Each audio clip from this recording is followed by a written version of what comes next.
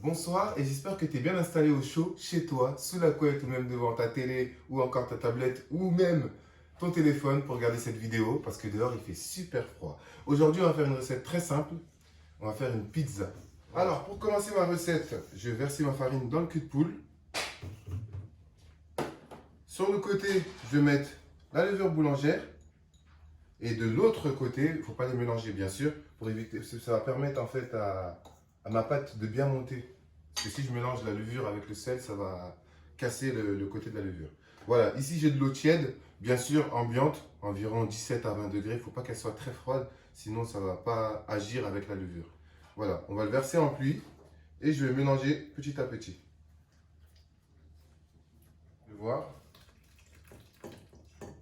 Voilà, on mélange tranquillement.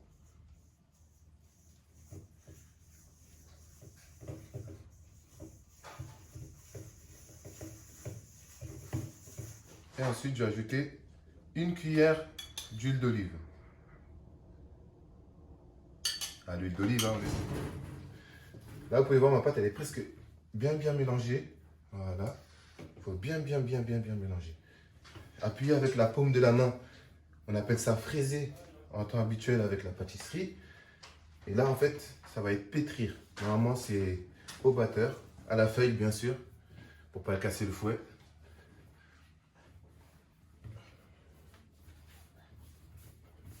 Et voilà. On fait une boule. Et on laisse. On va le laisser juste ici comme ça. Et je vais couvrir avec un torchon humide.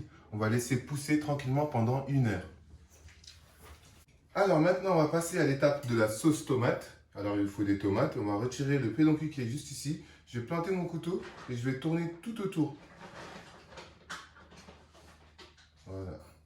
Et ensuite, on va mettre juste une croix pour pouvoir enlever la peau plus facilement. Après elle est faite, on a de l'eau qui est en train de bouillir, salée. Et ici, j'ai mon cul de poule avec de l'eau froide et des glaçons normalement. On appelle ça une glaçante. C'est pour refroidir mes tomates direct, pour éviter qu'elles sont trop cuites.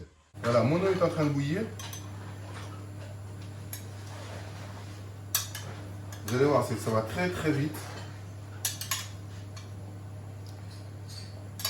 C'est environ à peine 30 secondes, 1 minute.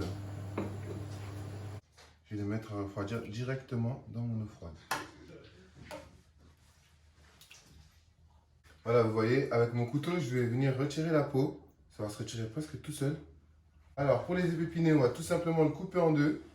Et je vais enlever les pépins. Et un oignon, je vais émincer très finement.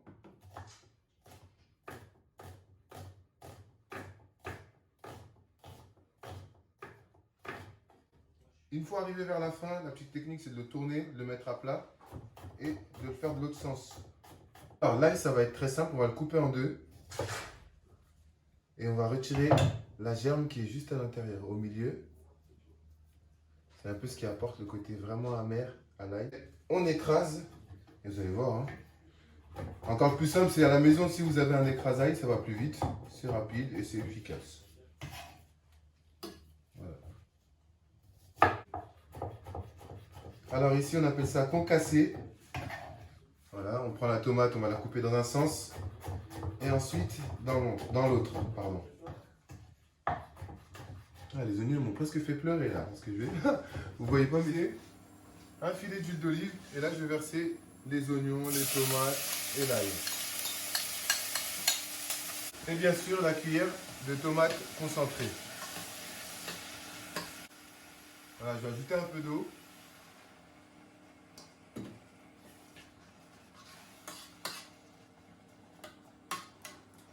Et je vais laisser cuire tranquillement.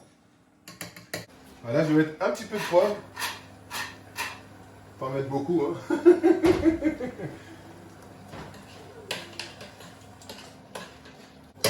Voilà, je vais laisser encore 5 minutes. 5 premières minutes, ils ont cuit. Encore 5 minutes, au total 10 minutes. Et ensuite, je vais mixer le tout.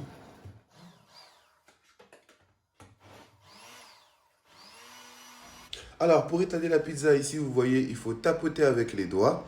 Ensuite, avec ma paume de la main pour vraiment pousser les bords vers l'extérieur.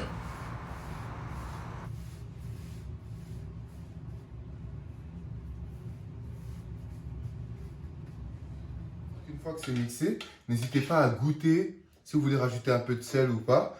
Ce que je vous conseille de faire, c'est d'ajouter une pincée de sucre pour enlever l'amertume de la tomate. Voilà, vous allez voir, on n'a pas quelque chose de super rouge parce qu'on est sur de la tomate maison. Voilà. Une fois que ça c'est fait, ici j'ai de la mozzarella râpée que je vais mettre par-dessus. Vous pouvez mettre de l'emmental si vous voulez à la place et ajouter des morceaux de mozzarella. Alors après la base, vous pouvez choisir ce que vous voulez mettre à l'intérieur. Moi j'ai décidé d'en faire deux. Une à la viande avec des tomates fraîches et des champignons. Et une avec tout simplement du thon, des olives. Voilà.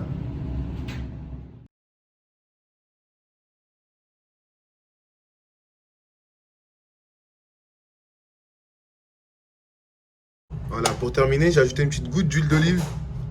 C'est une recette très très simple, n'hésitez pas à la réaliser comme d'habitude.